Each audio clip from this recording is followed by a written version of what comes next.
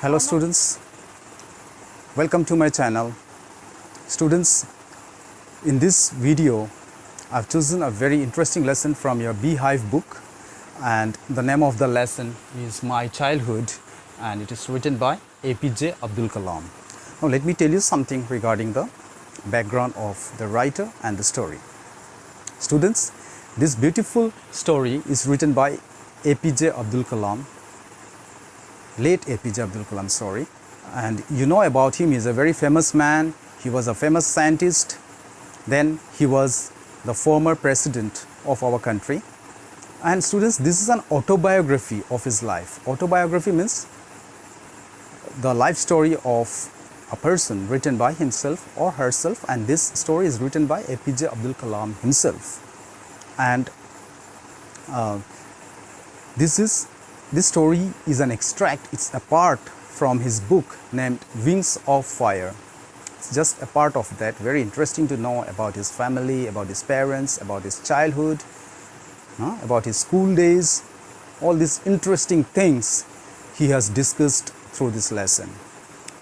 And as we know, he was a very, very good human being. He was appreciated not only within the country but throughout the world. People appreciated him, and they appreciate him now too, though he is no more. So students, I'll explain this lesson very thoroughly, line by line. In between I'll read some lines from the story and then I'll explain it to you. I'll try to make the story very interesting and simple for you. Okay, so I want you to watch the complete video, because if you do not do that, you will miss important explanation. So in order to understand the story very nicely, you have to watch the complete video. So I hope you will do that. Now let us go to the story. So I'll read out the lines and then I'll explain. As I told you, I'll explain in details. So students, in the first paragraph, he talks about his family, his home place. This thing he says, I was born into a middle class family, Tamil family, in the island town of Rameshwaram in the erstwhile Madras state. So he says that he was born in a Tamil family, and the name of his hometown was Rameshwaram, which is an island town. It is situated in Tamil Nadu. Nowadays, presently it's Tamil Nadu. Those days it was called Madras state. My father, Abdul, had neither much formal education nor much wealth. Despite these disadvantages, he possessed great innate wisdom and true generosity of spirit. He speaks about his dad. He speaks about his father, Abdul. He says that his father could not get much formal education. He was not a very educated person, nor he was very rich. But he possessed, means that quality was with him. He possessed the quality of wisdom. Innate wisdom is inborn wisdom. He was wise, he was talented, and a true generosity of spirit, a very kind and generous human being. He had an ideal helpmate in my mother, Ashiyama. He was always helped by APJ Abdul Kalam's mom, Ashiyama, a true helpmate who always was by his side.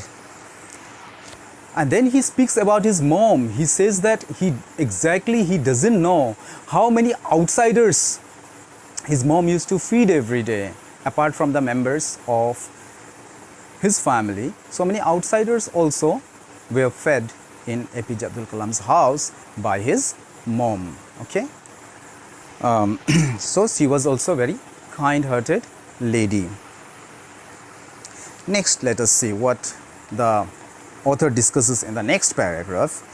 I was one of the many children, a short boy with rather undistinguished looks, born to tall and handsome parents. We lived in our ancestral home, which was built in the middle of the 19th century. It was fairly large pakka house made of limestone and brick on the mosque street of Rameshwaram, in Rameshwaram. Then he speaks about himself, his physical appearance. He says that he was a short person, unlike his parents, because both his parents were tall enough and they were beautiful, but he was not so good looking man. He feels like that. And then he says that they lived in their ancestral home, house of his grandparents, his forefathers' home. And that house was constructed in the 19th century, and the materials used for constructing that house were brick, limestone, okay, and that was located on the Mosque Street, okay, Mosque Street, name of that locality, in Rameshwaram. My auster father used to avoid all inessential comforts and luxuries. Auster father means his father was a very simple person, okay, who led a simple life, who did not waste money in buying those stuffs which were just luxurious, just gave lot of comfort. He avoided all those things. He preferred a simple living, and we know the reason also. He was not very rich, okay. But when it came to the necessities such as clothes, food, medicine, those things were supplied, okay. The author never faced problem regarding those stuffs. In fact, I would say mine was a very secure childhood, both materially and emotionally. Then he says that his childhood was very secure, okay, when you talk about materials, facilities, and when you talk about emotions, he got enough love, care, support from the family members. So his childhood, according to him, was very secure. I hope you have understood this much. Yes, students, let us move to the next paragraph and see what the author has to discuss. In the next paragraph, students, he tells us about the Second World War, which broke out in 1939. That time he was only 8 years old, and he did not know what was the exact reason for the war. I have never been able to understand, for reasons I have never been able to understand, a sudden demand for tamarind seeds erupted in the market. So when the war started, he could not understand what was the reason suddenly the demand for tamarind seeds increased in the market. You know what are tamarind seeds? I hope everyone has tasted imli. So that imli is tamarind, the seeds of that. There was a huge demand in the market. And what APJ Abdul Kalam did, he used to collect the seeds and he used to sell them in the market. Okay, I used to collect the seeds and sell them to a provision shop on Mosque Street. A day's collection would fetch me the princely sum of 1 anna. So 1 day's collection of tamarind seeds, when he sold in the market, he was able to earn 1 anna. Now anna is a unit of counting money, which was very popular in those days. 1 anna.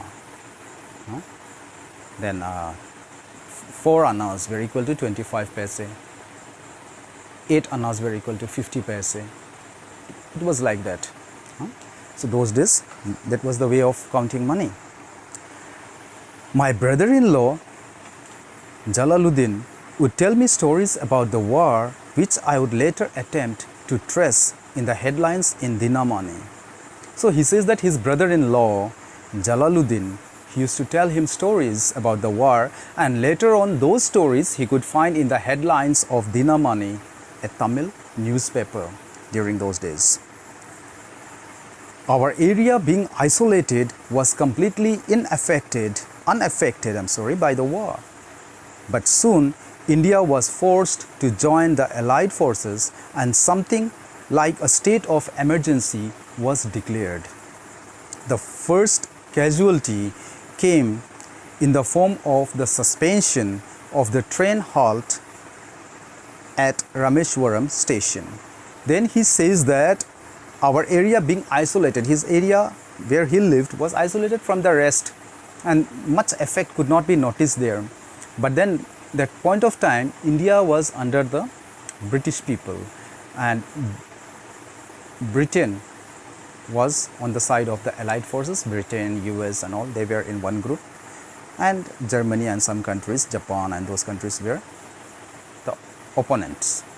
So India, as it was ruled by the British people during that time, India was forced to join the Allied forces, and the effect could be noticed as a situation of emergency was found in his place, and the first effect could be seen in the form of the cancellation of the train stoppage at Rameshwaram. The train that used to halt at Rameshwaram, that was cancelled, so the train no longer stopped at Rameshwaram.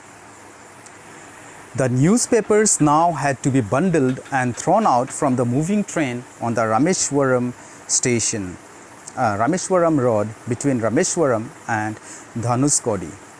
So what happened earlier, they used to unload the newspapers at Rameshwaram station, but as the stoppage was cancelled, they had to throw the newspapers from the running train, and that was on the Rameshwaram road, that was between Rameshwaram and another place called Dhanuskodi. That forced my cousin Samsuddin, who distributed newspapers in Rameshwaram, to look for a helping hand to catch the bundles, and as if naturally I filled the slot, Samsuddin helped me earn my first wages. Half a century later, I can still feel the surge of pride in earning my own money for the first time. So his cousin Samsuddin, he needed a helper, okay, one who would catch all those newspapers which were thrown from the running train, and he wanted an assistant, and he found that APJ Abdul Kalam was the right person who could fit that job, and because of his cousin, APJ Abdul Kalam agreed, and he says that even half a century later, even after 50 years, he could very nicely remember that incident when he was able to earn his first wages because of his cousin. So that thing he remembers still. That is what he says. Then let us see what he has to tell us in the next paragraph. Every child is born with some inherited characteristics into a specific socio-economic and emotional environment and trained in certain ways of figures of authority. I inherited honesty and self-discipline from my father. From my mother, I inherited faith in goodness and deep kindness, and so did my 3 brothers and sister. I had 3 close friends in my childhood. Okay. Then he says that every child is born with some inherited characteristics. What do you mean by inherited characteristics? Those characteristics which we carry on, we inherit, no? From grandparents to parents, parents to children. We inherit those qualities. For example, chances are there, if grandfather was a very good person, chances are there grandson, that qualities may pass to grandson. If father was a good person, it may pass to his children. If mom was a very good lady, it may pass to her children. So these are inherited qualities, and he says that every child is born with some inherited qualities. We resemble our parents, our grandparents in different ways, in terms of talents also. And he says that socio-economic and emotional environment, and we get trained in certain ways by figures of authority. We get trained also by our elders, by our parents, by our grandparents. Okay, and he says that what he inherited from his parents, he inherited honesty and self-discipline from his father. Honesty, he learned honesty from his father. His father was a very honest man. So honesty and self-discipline. What is self-discipline? Means you yourself create that discipline in you. That is self-discipline. No one tells you to do that. Naturally, you do it from your side. From my mother, I inherited faith in goodness and deep kindness. And what qualities he got from his mom? That was faith in goodness. To have faith, strong faith in goodness and deep kindness. Because his mom was a very kind lady. She was not so rich, still she used to feed so many people, outside people, in her house. And then he speaks about his three friends, his brothers and sisters. He says that three brothers and sister also inherited such qualities from parents. Okay, so let us see what he has to say about his friends. He says he had three close friends, Ramanatha, Shastri, Aravindan and Shiva Prakashan. Three friends, I repeat the names: Ramanatha, Shastri, Aravindan and Shiva Prakashan. All these boys were from Orthodox Hindu Brahmin families. So all these boys were from Orthodox Brahmin families. Orthodox, what is Orthodox? One who has a very strong belief in religion, okay? Very strong belief in religion and his or her culture, tradition, customs, okay? Who strongly follows that. As children, none of us ever felt any difference amongst ourselves because of our religious differences and upbringing. In fact, Ramanatha Shastri was the son of Pakshi Lakshmana Shastri, the high priest of Rameshwaram temple. Later he took over the priesthood of the Rameshwaram temple from his father. Then he says that when he was in the company of these people, these boys, they never felt that they belonged to different religions. They were so united, they were very close to each other, and religious differences didn't create any difference in the thinking of these children. In fact, the first name, Ramanatha Shastri, he was the son of the high priest of Rameshwaram temple, Pakshi Lakshman Shastri. Later on, Ramanatha Shastri, he took over his father's job and he too became the priest of that temple, head priest of that temple. The second one, Aravindan, he joined his father's business, that was of arranging transport for visiting pilgrims, and Shiva Prakashan became a catering contractor for the Southern Railways. Later on in life, Aravindan joined his father's business, that was a business of arranging transport for the people who visited those places. Pilgrims means one who visits some holy place. A pilgrimage, a holy place is a pilgrimage, and people who visit that holy place are pilgrims. And his third friend, Shiva Prakashan, he became a catering contractor for the Southern Railways in the catering, food supplies and those stuffs. This was about his friends. Three friends, all were from Orthodox Brahmin families. Students, have you understood this much? I hope you have.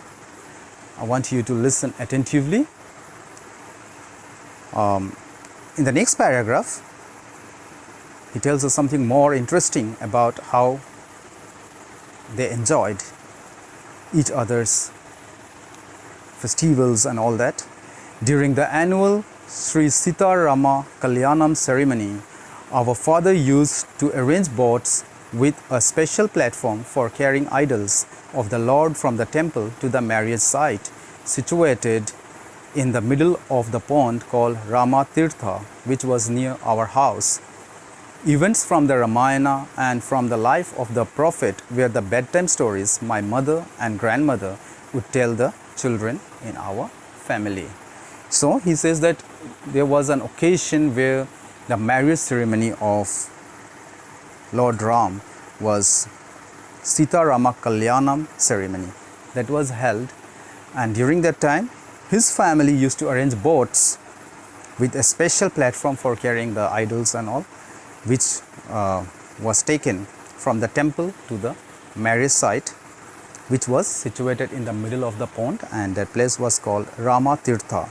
That was near APJ Abdul Kalam's house. Then he says that stories from Ramayana and life of Prophet Muhammad, those were the stories, bedtime stories, told to them by his mother and grandmother, told to all the children in the family. So students, this chapter is a long one, I don't want to make you bored with a long video, so I have decided to divide into two parts. Part 1 will end up here, and for the part 2 I'll upload another video.